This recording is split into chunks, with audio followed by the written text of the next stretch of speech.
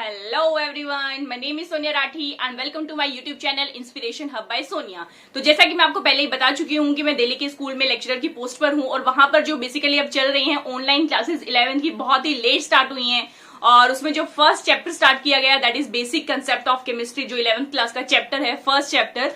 तो जो स्टूडेंट्स हैं इसमें बहुत डिफिकल्टीज फेस कर रहे थे, मैंने ऑब्जर्व किया। फर्स्ट ऑफ ऑल तो फर्स्ट लेक्चर में जो चीज मैंने नोटिस की वो ये थी कि बच्चों को एटॉमिक मासेस सबके याद नहीं थे, उनको इवन एटॉमिक नंबर्स भी सीक्वेंस में याद नहीं थे। तो इसलिए मैंने उनकी ट्रिक बनाई थी ताकि इजिली आपको एटॉमिक नंबर्स, एटॉमिक मासेस याद हो जाएं, क्योंकि फर्स्ट 30 एलिमेंट्स के तो हमें याद होने ही होने चाहिए।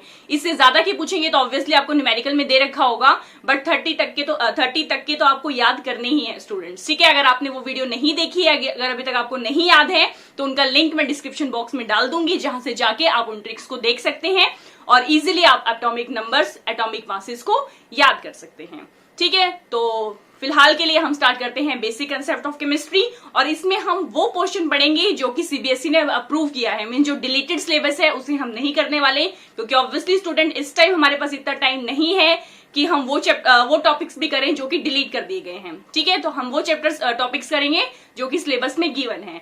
तो आज जो हम डिस्कस करने वाले हैं वो हम 4 चीजें डिस्कस करने वाले हैं, that is atomic mass. Second चीज जो हम डिस्कस करने वाले हैं मॉलिक्यूलर मास। थर्ड जो हम डिस्कस करेंगे that will B molar mass.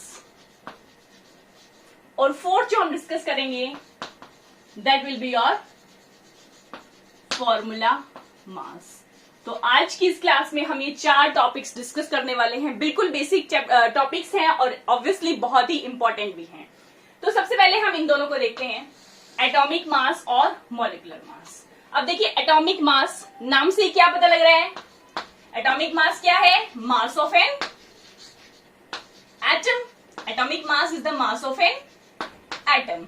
अब अगर हम मॉलिक्यूलर मास की बात करें तो मॉलिक्यूलर मास भी नाम से क्या पता लग रहा है, it is the mass of a molecule.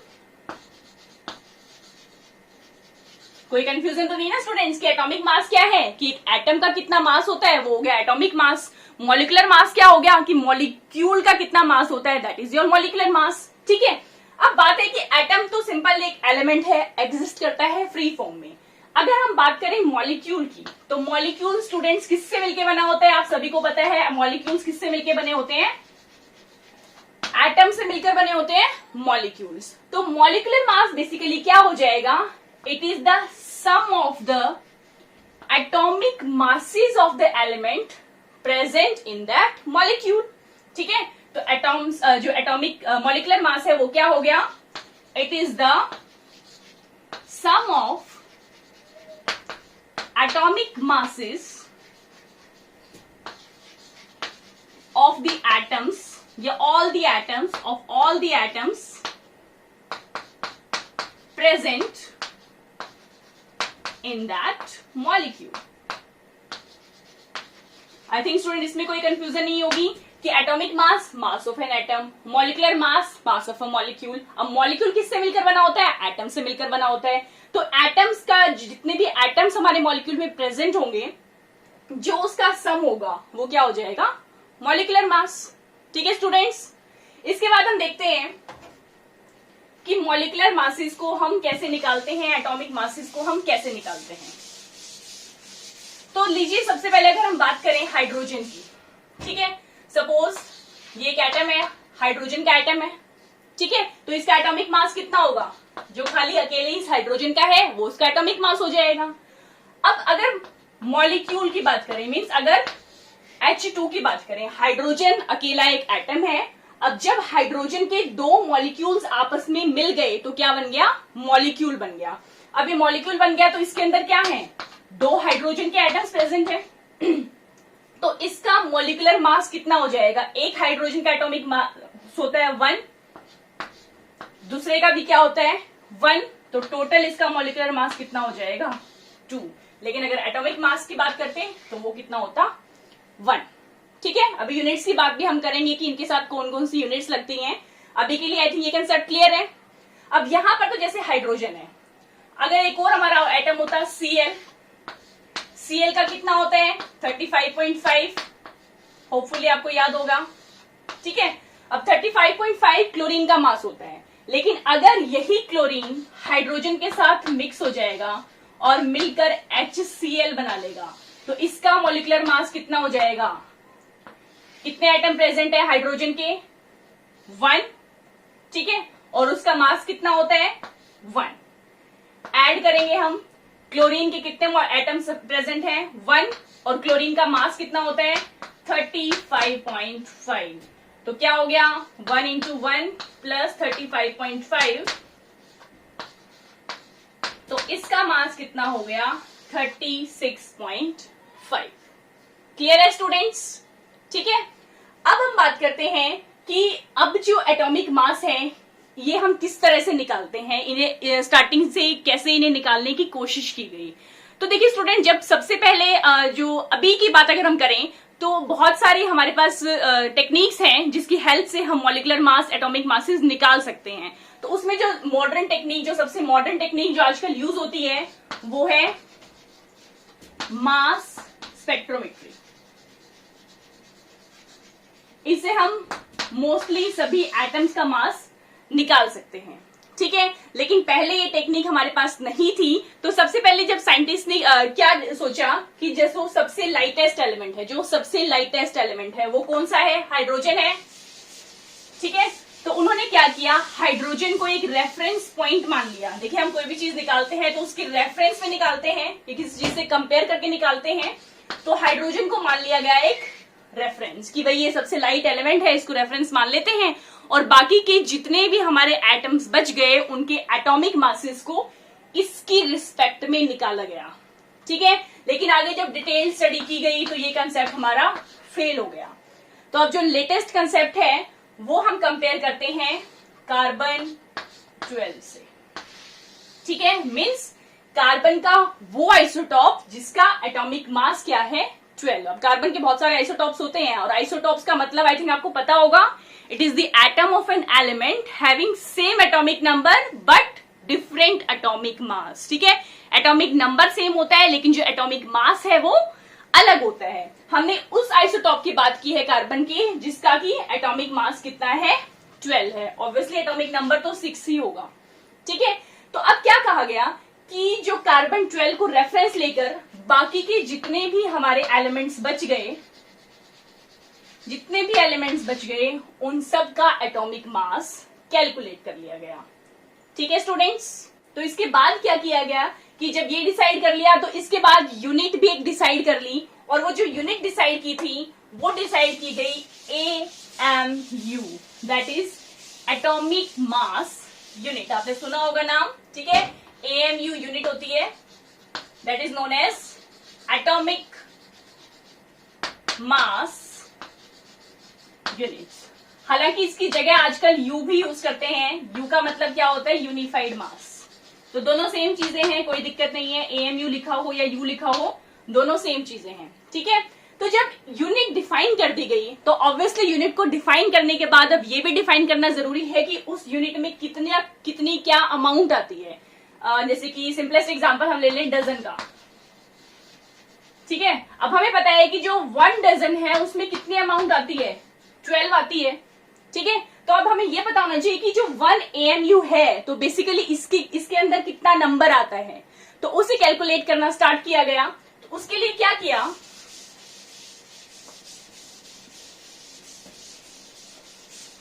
हमने कह दिया कि जो 12 AMU है, ठीक है, 12 AMU it is the mass of, कितने का मास था? 1 एटम ऑफ कार्बन 12। ठीक है, तो 12 AMU किसका मास है? 1 एटम जो कि कार्बन 12 का है।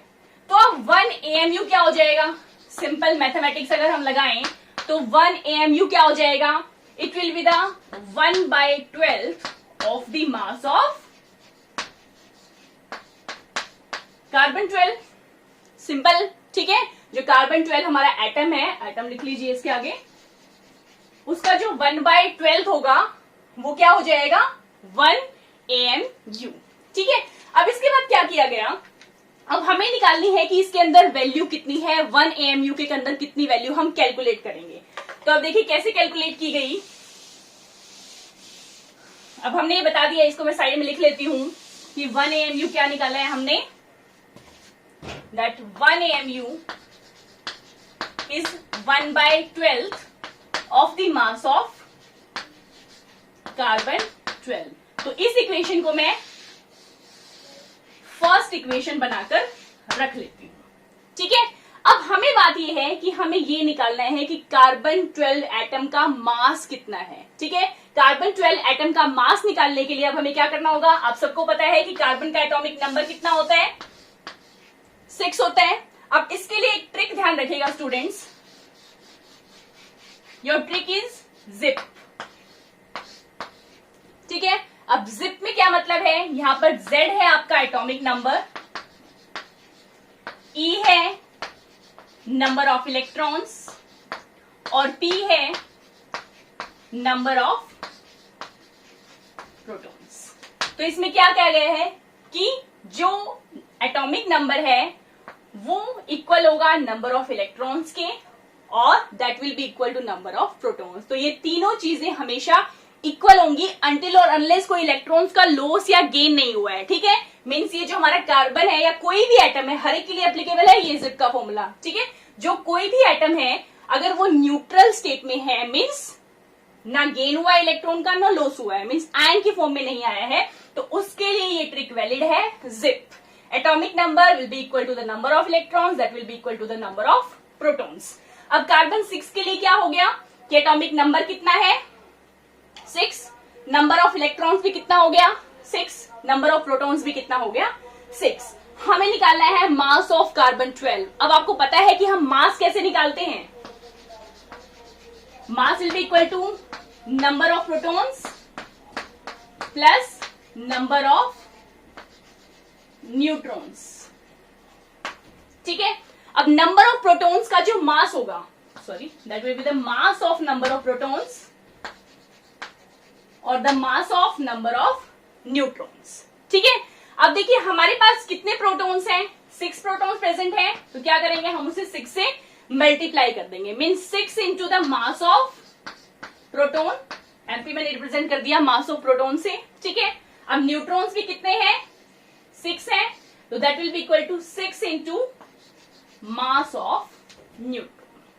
अब आपको पता है कि जो नंबर ऑफ प्रोटॉन्स और जो नंबर ऑफ न्यूट्रॉन्स होते हैं, ठीक है, मास ऑफ प्रोटॉन्स और जो मास ऑफ न्यूट्रॉन होता है वो इक्वल होता है, ठीक है। आपने लर्न किया होगा 10th क्लास में कि प्रोटॉन्स और न्यूट्रॉन्स का मास क्या होता है, नियरली इक्वल होता है। तो mass of protons is nearly equal to the mass of neutrons. तो हम क्या करेंगे, इसको लिख सकते हैं हम 12 into mass of protons. Clear है स्टूडेंट्स, तो 12 इंटू मास ऑफ प्रोटॉन्स हमने कर दिया। इसके बाद आपको याद होगा कि प्रोटॉन्स का मास कितना होता है, the mass of protons is equal to 1.66 into 10⁻⁻24 gram, ठीक है। Mass of protons is equal to 1.66 into 10⁻⁻24 gram. तो इस वैल्यू को अब हम कहां पर पुट कर देंगे, यहां पुट कर देंगे। इट मीन्स हमारा मास कितना आ गया, मास ऑफ कार्बन 12 कितना आ गया 12 इंटू 1.66 इंटू 10⁻⁻24 ग्राम, ठीक है। हमने ये वैल्यू निकाल ली, हमारे पास ये आ गई सेकेंड इक्वेशन।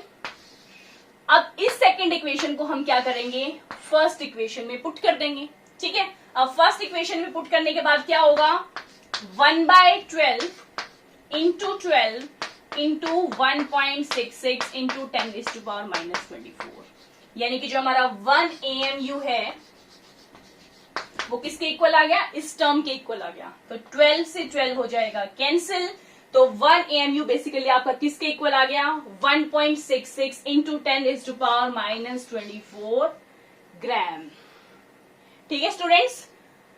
इस तरह से AMU की वैल्यू निकाली गई और ये वैल्यू आपको लर्न होनी चाहिए that 1 AMU is equal to 1.66 into 10⁻⁻24 gram. एक बार दोबारा देख लीजिए कैसे निकाली थी। अब हमने कोई यूनिट दे दी, अब यूनिट देने के बाद हमें पता होना चाहिए कि इसके अंदर कितनी अमाउंट आ रही है, कितना नंबर आ रहा है, ठीक है। तो उसके लिए हमने क्या किया कि 1 AMU होता क्या है, 1/12 of mass of carbon atom. तो हमें बेसिकली क्या कौन सी टर्म चाहिए, ये टर्म हमें चाहिए कि मास ऑफ कार्बन 12 कितना है। तो हमने क्या डिफाइन कर दिया कि जो 12 AMU है वो मास ऑफ कार्बन 12 है, तो 1 AMU क्या हो जाएगा, 1/12 into mass of carbon atom.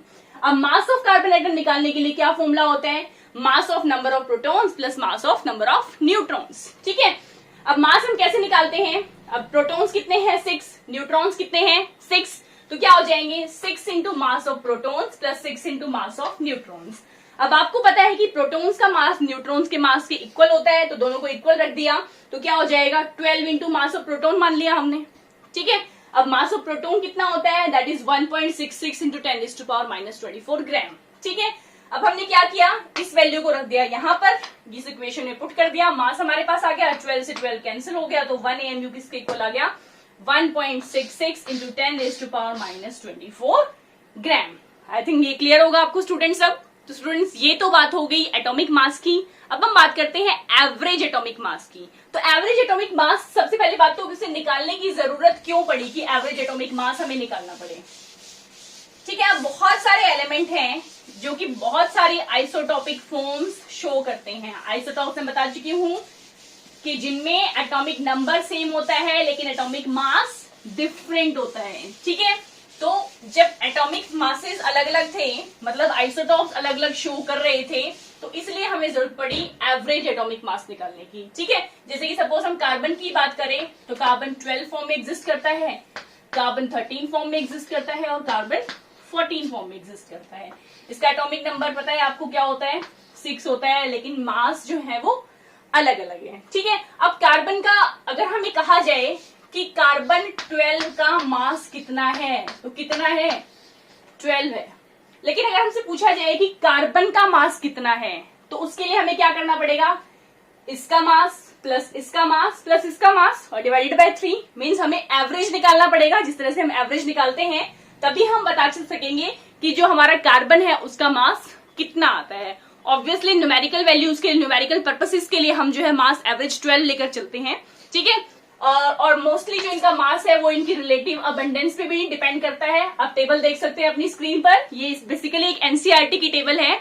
इसमें आप देखिए कि कार्बन 12, कार्बन 13, कार्बन 14 की कितनी कितनी अबंडेंस है, ठीक है, और उसके अकॉर्डिंग उनका मास निकाल दिया गया है। बट डोंट वरी स्टूडेंट्स, आपको ये लर्न करने की जरूरत नहीं है। हम जो मास लेकर चलते हैं कार्बन का, वो हम लेकर चलते हैं 12, ठीक है। अब देखिए हम बात करते हैं कि एटॉमिक मास फिर बेसिकली क्या हो गया। So atomic mass is basically the average relative mass. Atomic mass is the average relative mass of an atom or an element with respect to one atom of carbon 12, ठीक है। तो ये atomic mass की definition है जो कि आपको याद होनी चाहिए स्टूडेंट्स। आपको कंसेप्ट क्लियर होना चाहिए, जरूरी नहीं है कि आप एज इट इज वर्ड ये लर्न करें, ठीक है। तो बेसिकली एवरेज हमने एटॉमिक मास किससे कंपेयर करके निकाला था, कार्बन 12 के कौन से वाले आइसोटॉप के साथ जिसका एटॉमिक मास कितना है 12 है, ठीक है। तो उसका जब एवरेज निकालते हैं तो वो हो जाता है हमारा एटॉमिक मास।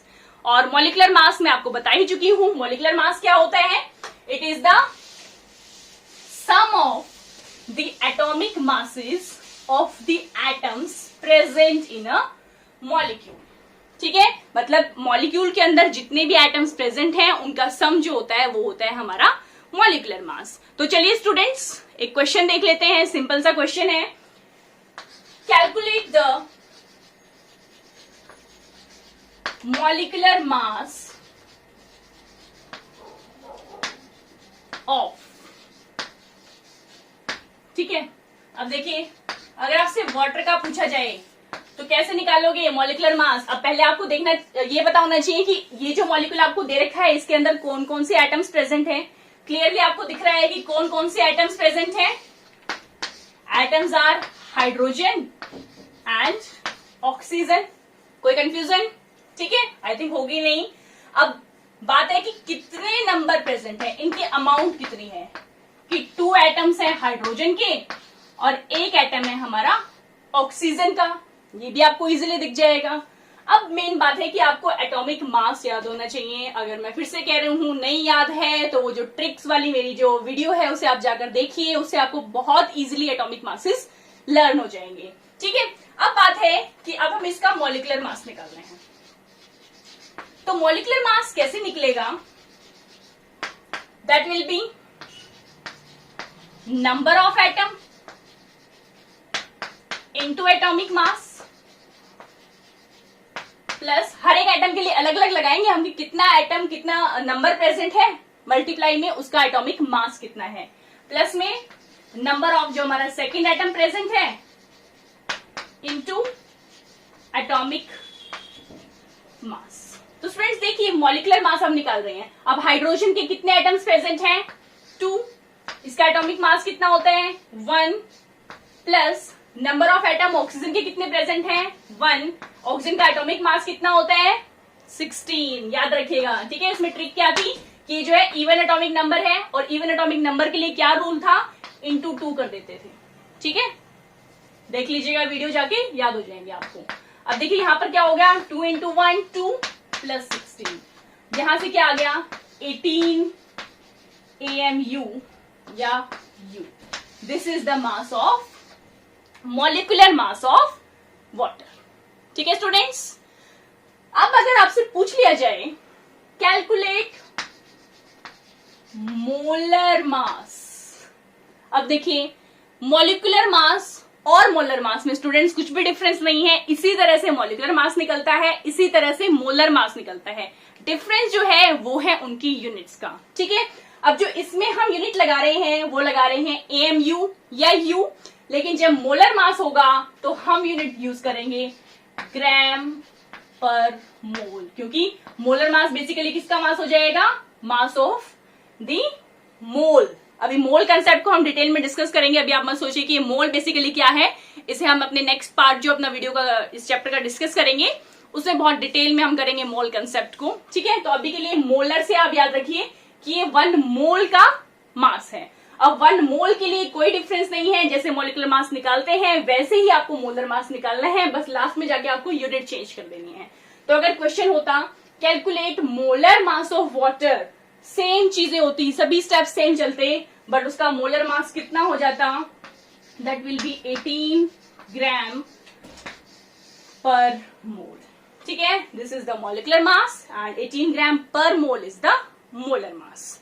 तो स्टूडेंट एक क्वेश्चन और कर देते हैं, वैसे तो इजी है बट ताकि कोई कंफ्यूजन ना रहे इसके लिए हम एक क्वेश्चन और करते हैं। Let us take of methane. ठीक है, मीथेन का ले लेते हैं हम एग्जाम्पल। अब देखिए मीथेन के केस में मीथेन का फॉर्मूला आपको पता होना चाहिए। पहली बात तो क्या होता है CH4। ठीक है, अब पूछा है कि इसका आपको मॉलिक्यूलर मास ही बताना है, मोलर मास ही बताना है, दोनों चीजें आपको बतानी है। ठीक है, मॉलिक्यूलर मास भी और मोलर मास भी। तो देखिए कार्बन कितने एटम प्रेजेंट है, 1 कार्बन है और 4 क्या है हाइड्रोजन। तो सेम फॉर्मूला लगेगा, मॉलिक्यूलर मास हम कैसे निकालेंगे, 1 एटम कार्बन का प्रेजेंट है into atomic mass of carbon कितना होता है 12, हाइड्रोजन के कितने एटम्स प्रेजेंट हैं 4 और हाइड्रोजन का मास कितना होता है 1। तो क्या हो गया 12 प्लस 4, तो क्या आ गया 16 U या AMU। ये क्या आ गया इसका मॉलिक्यूलर मास। ठीक है स्टूडेंट्स, अब अगर आपसे पूछते कि मोलर मास कितना है तो मोलर मास कितना हो जाता, that will be equal to 16 gram per mole, ये आंसर हो जाता। ठीक है स्टूडेंट्स, तो मेथड सेम रहेगा, बस जो यूनिट्स में है वहां जाके डिफरेंस आ जाता है मॉलिक्यूलर मास और मोलर मास में। तो अब जो नेक्स्ट हम बात करने वाले हैं वो हम बात करेंगे फॉर्मूला मास की। वो भी बहुत इंपॉर्टेंट है कि फॉर्मूला मास बेसिकली क्या होता है।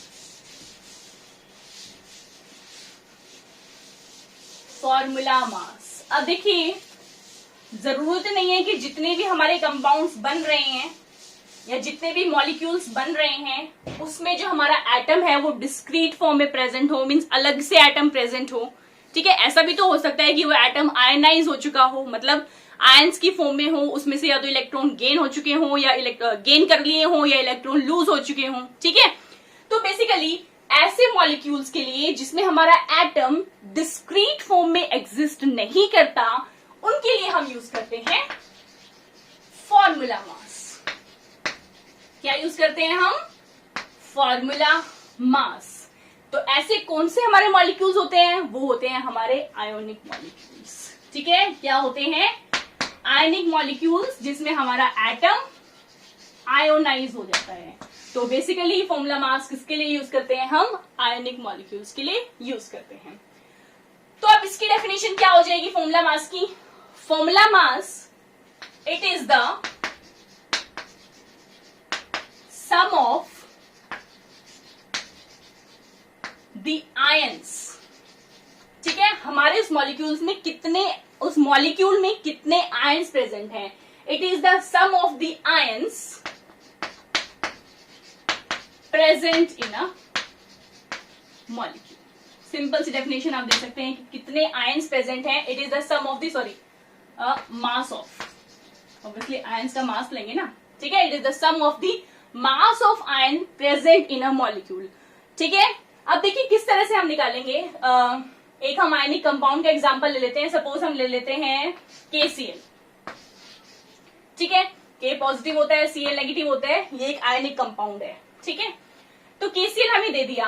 अब हमें क्या करना है? हमसे पूछा गया कि इसका फॉर्मूला मास कैलकुलेट कीजिए। अब सबसे पहले तो आपको पोटेशियम और क्लोरीन का एटॉमिक मास पता होना चाहिए। अब पोटेशियम देखिएगा, इसके लिए क्या ट्रिक लगती थी कि ये हमारा ओड नंबर है। पोटेशियम का नंबर क्या होता है? एटॉमिक नंबर 19 होता है। ठीक है, अब 19 को ओड नंबर के लिए क्या फॉर्मूला था? मैं यहाँ साइड में बता देती हूँ। 19 इंटू 2 और प्लस 1 कर देते थे। ठीक है, मीन्स क्या हो जाएगा? 39 ग्राम्स जो है इसका मास होता था। तो अब हम क्या करेंगे?